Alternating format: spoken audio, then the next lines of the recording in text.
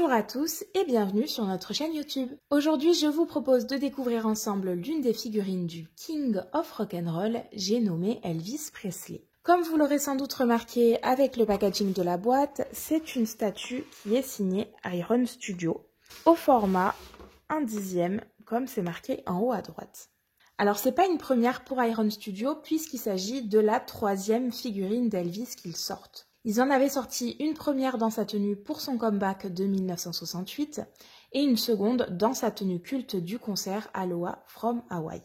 Ici c'est donc la 3e version du King et on va pas complètement sortir du monde de la fiction puisqu'Iron Studio a choisi de le représenter dans sa version Jailhouse Rock, comme vous pouvez le voir avec cet aperçu de la figurine sur la boîte. Alors Jailhouse Rock, c'est non seulement une de ses chansons iconiques, mais également l'un des films dans lequel il a joué. Je vous propose donc qu'on regarde ça de plus près en déballant la figurine. Comme d'habitude chez Iron Studio, la figurine est plutôt bien emballée, donc elle est en plusieurs morceaux. On trouve le socle qui est séparé du reste, une partie de décor qui est donc une grille de prison à placer sur le socle. Et pour finir, bien évidemment, la figurine d'Elvis Presley. Avant de monter l'ensemble sur le socle, je vous propose qu'on regarde ensemble un petit peu notre personnage, donc Elvis. D'un point de vue comme ça un peu général, de loin, la pose est super dynamique et très très chouette, hein. Elle représente bien la pose très célèbre d'Elvis Presley. On a des vêtements qui sont très bien représentés, la tenue est plutôt fidèle à celle qu'on voit dans le film et on va regarder un petit peu en détail. Alors déjà, premier point positif, c'est que le visage est reconnaissable. On reconnaît plutôt bien Elvis Presley, ce qui est plutôt rare sur des figurines 1/10 comme ça, parce que c'est vrai que c'est souvent difficile de reproduire les détails d'un visage. Le petit point noir que je vois, c'est qu'il y a des petits défauts dans la résine un petit peu partout, comme vous voyez. Ça se voit particulièrement sur les cheveux, et ça fait qu'il y a des petits points blancs un petit peu partout, là aussi sur le visage. Et malheureusement, ça vient un petit peu casser le réalisme de cette figurine. On en a aussi un petit peu derrière, comme vous pouvez le voir. Donc c'est un peu dommage. Autrement, au niveau des vêtements, les plis sont plutôt bien réalisés. On a un bon mouvement, même au niveau de la veste. Les textures sont vraiment très chouettes, particulièrement sur le pantalon, où vous voyez, il y a eu cet effet un petit peu d'usure qui est plutôt pas mal. Je vous montre les chaussures, qui sont vernies et très bien faites aussi. Donc vraiment, on est au niveau des textures, on est très très bien. Les vêtements aussi.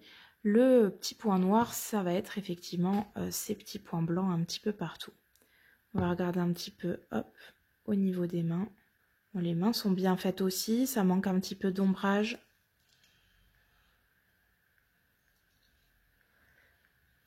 Peut-être un petit manque au niveau de la peinture.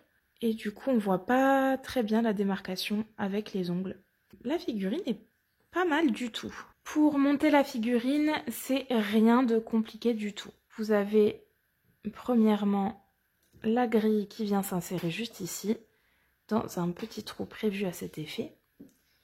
Et enfin, en second, vous avez la figurine qui vient se placer juste ici. Et voilà ce que ça donne.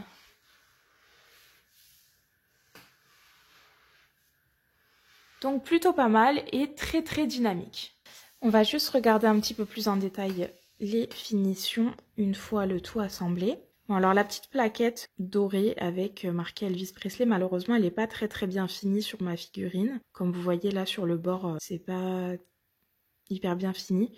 Après c'est vraiment en regardant en détail parce que de loin ça se voit pas trop. Au niveau du pied, on n'est pas trop mal. Bon, évidemment, il y a la petite tige noire, mais ils n'ont pas trop eu le choix hein, si on veut que la figurine tienne bien sur le socle. Donc là-dessus, c'est assez bien fini. Pareil, l'autre pied, il touche bien le bord du socle, donc c'est plutôt pas mal. Et au niveau de la grille, pas de démarcation à avoir, puisque c'est juste une tige. Voilà pour les finitions. On va juste regarder les dimensions ensemble. Donc si je regarde au niveau de la hauteur, on est sur à peu près du 21 cm et demi. Et pour la largeur, on est à 14 cm à peu près. Voilà pour ce qui est des dimensions. Donc cette vidéo touche à sa fin, j'espère que cette review vous aura plu. Je vais vous laisser comme d'habitude la figurine sur la base rotative pour que vous puissiez un petit peu l'observer sous toutes les coutures. N'oubliez pas d'aller liker la vidéo si vous l'avez appréciée et aussi de vous abonner à notre chaîne pour ne rien manquer des prochaines vidéos qui vont sortir. Moi je vais vous laisser là et je vous dis à la prochaine.